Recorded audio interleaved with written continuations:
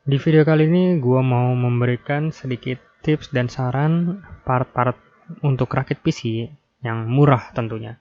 Di video sebelumnya gue udah memberikan referensi buat kalian rakit PC 3 juta dengan prosesor AMD Ryzen 3. Di video kali ini gue mau memberikan referensi dengan prosesor Intel generasi yang terbaru, yaitu generasi 9. Sebenarnya ada generasi yang terbaru, yaitu generasi 10, cuman harganya itu masih mahal banget dan juga banyak motherboard yang belum support tentunya. Jadi gue di sini menggunakan generasi ke-9. Mau tahu apa part-partnya? Ikuti terus sampai videonya kelar. Untuk part yang pertama gue menggunakan power supply yang dayanya sebesar 400 watt dan juga sudah sertifikat 80 plus tentunya. Udah pure 80 plus bersertifikat bronze.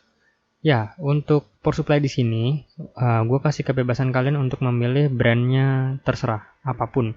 Yang terpenting harus di atas 400 watt, 400 watt, gitu loh. Apalagi untuk kalian yang memilih power supply dengan tidak menggunakan 80 plus. Jadi minimal ya 500 watt lah kalau misalnya kalian tidak menggunakan 80 plus, kayak gitu. Di sini gue power supply menggunakan merek Enlight yang sudah certified 80 plus bronze dengan daya 400 watt dengan harga 370.000. Oke, kita masukkan terlebih dahulu 400 watt 370.000. Oke, kita lanjut ke SSD. Di video sebelumnya gue tidak menggunakan SSD karena memang gue di video sebelumnya itu untuk menuntut part yang lebih murah dan juga rakitan yang murah. Tapi tentunya tidak murahan. Di video kali ini gue mau menggunakan SSD yang minimal itu dengan size 120 GB. Itu udah lumayan banget buat menjaga sistem file C kalian. Kayak gitu. Untuk brand kalian boleh memilih apa aja, brandnya terserah. Tapi perlu diingat karena setiap brand itu memiliki keunikan masing-masing. Misalnya aja kayak Kingston, dia bagus di durability-nya, ke daya tahanan. Dan juga untuk misalnya WD Green itu bagus untuk ke performa harian. Kayak gitu. Misalnya ntar Vision ada beda lagi dan juga yang lainnya juga ada beda lagi tentunya, kayak gitu.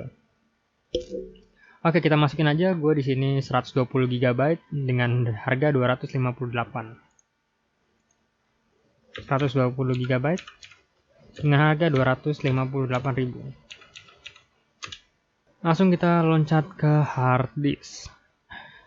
Karena hard disk 1 tera itu masih tergolong agak mahal, ya nggak mahal-mahal amat, tapi masih tergolong agak mahal. Jadi di sini gua memangkas ukurannya menjadi 500 GB. Dan di sini gua dapat dengan harga 160.000 dengan brand Seagate. Kalian boleh memilih brand kayak WD, tapi harganya memang lebih agak mahal ya, karena WD itu memang ya lumayan sih kualitasnya. Tapi kalau untuk Seagate pun juga nggak buruk-buruk amat gitu. Seagate tuh untuk kalangan menengah ke bawah tuh udah bagus gitu loh. Jadi di sini gue dapat Seagate 500 GB dengan harga 160.000. Ada di Seagate 500 GB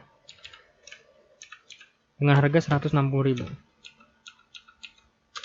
Oke, kita lanjut ke RAM. Di sini RAM seperti biasa, kayak di video gue sebelumnya, gue menggunakan RAM sebesar 8 GB, itu udah minimal banget. Untuk kalian yang mau menggunakan dual channel, misalnya kayak 2x4 GB, boleh banget. Itu malah lebih bagus performanya, kayak gitu. Untuk brand, kalian boleh menggunakan brand apa aja, kayak Team Elite misalnya, atau G-Skill, atau yang lainnya, boleh banget, kayak gitu. Tapi di sini gue mendapatkan yang murah dari brand Venom RX DDR4 dengan size 8 GB dengan harga 491.000. Kalau kalian mau menggunakan RAM yang lebih besar lagi 16 GB pun boleh, malah lebih bagus lagi gitu. Jadi kita langsung masukin aja ke harganya dengan RAM 8 GB dengan harga 491.000. Oke. Dan langsung kita lanjut ke VGA. Di sini VGA gue menggunakan Radeon RX 560. Yang dimana pastinya dia lebih unggul dari 460. Tapi kalau perlu kalian ketahui, 460 sama 560 itu perbedaan FPS kalau pada saat main game itu sebesar 1 sampai 10 FPS lah, bedanya tuh cuman tipis banget. Tapi udah pasti lebih unggul RX 560 gitu. Di sini gue menggunakan RX 560 dari Gigabyte, DDR5 pastinya OC series. Kayak gitu dengan harga 1,7 1.730.000. Buat kalian yang penasaran dengan spesifikasinya, ini bakal gue jelasin sedikit dari spesifikasinya. Untuk chipsetnya udah pasti menggunakan Radeon RX 560. Dan pada saat kalian menggunakan OC mode, overclock mode, kalian bisa mendapatkan core clock sebesar 1199 MHz. Pada saat gaming mode, kalian bisa mendapatkan core clock sebesar 1189 MHz. Kita lanjut ke bawah, memory clocknya di sini berkecepatan 7 GHz atau 7000 MHz. Untuk memory size-nya di sini sudah 4 GB. Ini udah perfect lah ya kalau buat main game-game yang berat-berat itu ya. Dan juga buat ngerender pun juga mantap lah pokoknya. Memori tipenya udah DDR5, udah mantap lah pokoknya. Dan juga memori busnya sekitar 128 bit. Untuk resolusinya dia sudah support sampai resolusi 7680 x 4320 dan juga mendukung 3 monitor view. Jadi bisa mendisplay 3 monitor sekaligus. Dan juga udah support DirectX 12 tentunya, dan juga di VGA ini membutuhkan power supply sebesar 400 watt. Tapi ini bukan daya dari VGA-nya. Jadi VGA-nya tuh nggak butuh daya sebesar itu gitu. Tapi dia butuhnya power supply yang sebesar segitu. Makanya tadi gue memilih Enlight 400 watt 80 plus gitu loh. Jadi minimum requirement power supply-nya sebesar 400 watt kayak gitu. Jadi kita masukin Radeon RX 560. RX 560 4 GB dengan harga 1.730.000. Kita lanjut ke motherboard. Di sini motherboard gua menggunakan chipset H310 yang tentunya brandnya bebas kalian pilih apapun. Yang pada intinya kalian kalau misalnya mau mencari murahnya menggunakan chipset H310 ya. Yang pastinya cari yang MATX H310M kayak gitu. Untuk brand kalian boleh apa aja. Sebenarnya H310 ini udah chipset yang paling termurah untuk soket LGA 1151 untuk Intel Coffee Lake kayak gitu. Sebenarnya ada lagi chipset yang di atasnya kayak B360 dan juga B365. Itu tapi harganya yang agak mahal pastinya ya, tapi fitur-fiturnya juga pasti lebih mantap lagi. Makanya di sini gue cuma menyarankan motherboard dengan chipset H310. Dan di sini gue mendapatkan brand Colorful dengan harga 775. Kita masukin.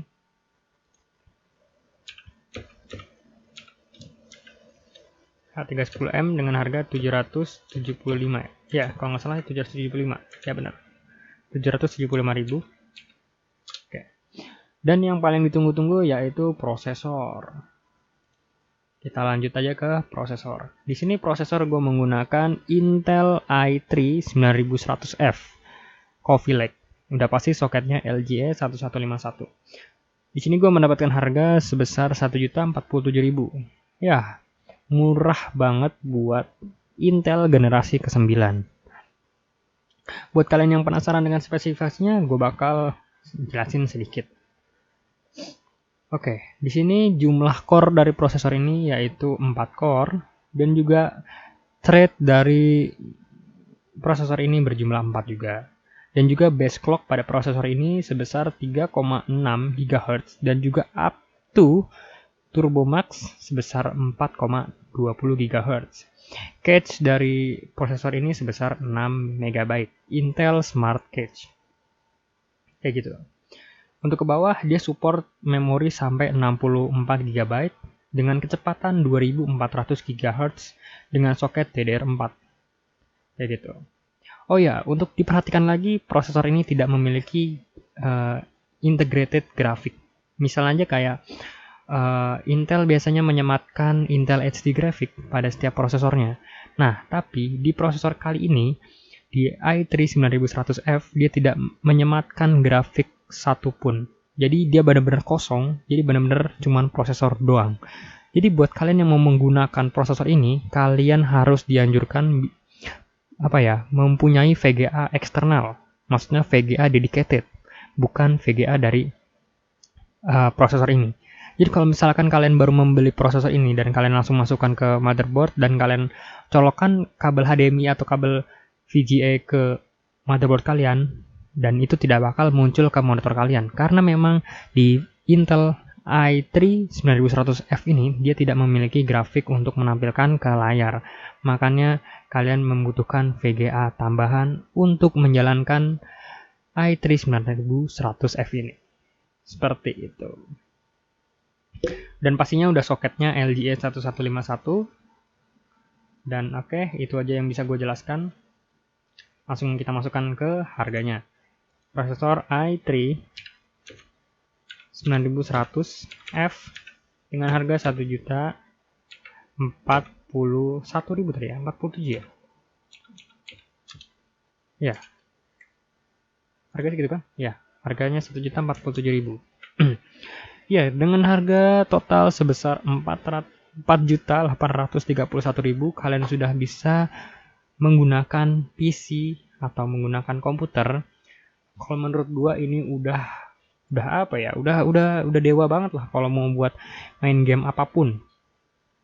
Buat kalian yang penasaran dengan benchmark untuk tes game-game berat, game-game yang banyak, kalian bisa klik link di bawah. Gue udah menyematkan link di deskripsi bawah untuk kalian menonton YouTubers yang sudah udah mereview settingan ini, yang sudah mereview dan juga udah membenchmark settingan gue ini, kayak gitu. Jadi menurut gue 4,8 juta ini udah termasuk yang murah banget buat kalian rakit PC dengan performa yang nggak main-main.